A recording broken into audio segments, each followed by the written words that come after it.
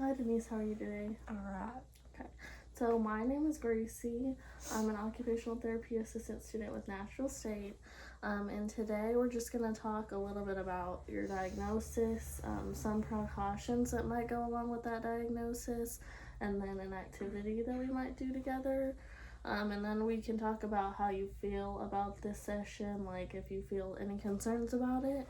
And then we'll talk about areas of your life that you feel like is being most impacted by your diagnosis. Does that sound okay? Yes. Okay. So I know that you got diagnosed with late stage Parkinson's disease. Is that correct? Yes. Okay. So we're just going to talk about that first. So it's considered to be characterized by severe motor and non-motor symptoms, and it includes symptoms like significant mobility impairments, rigidity, tremors, cognitive decline, and loss of independence.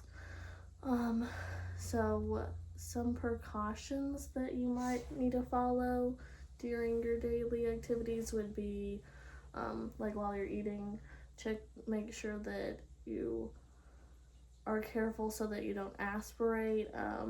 When you're walking, be careful with falls, injuries, stuff like that. Make sure you're positioning yourself correctly.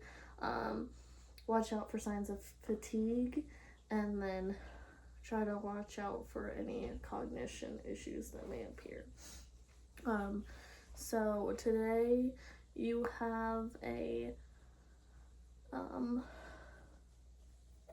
problem statement that says that you have difficulty swallowing when drinking and eating, due to increased risk of aspiration and a history of pneumonia. Is that correct? Yes. Okay.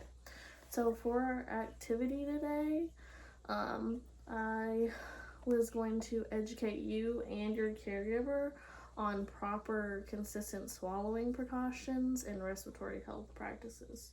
So that'll just help you make sure that you're swallowing and positioning yourself correctly so that you're not risking yourself for aspiration during those activities.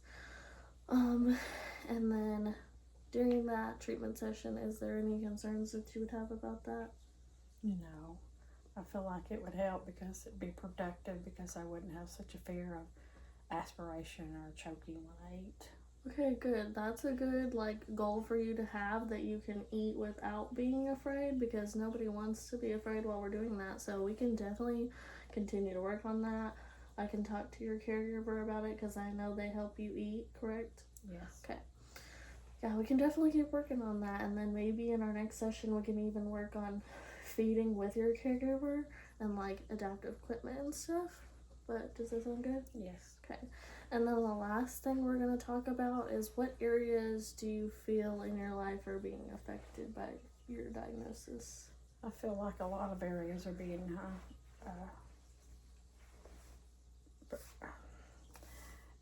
affected, but the most important thing though I think is like the social, especially with being able to be social with my family. That's one of the most important things to me.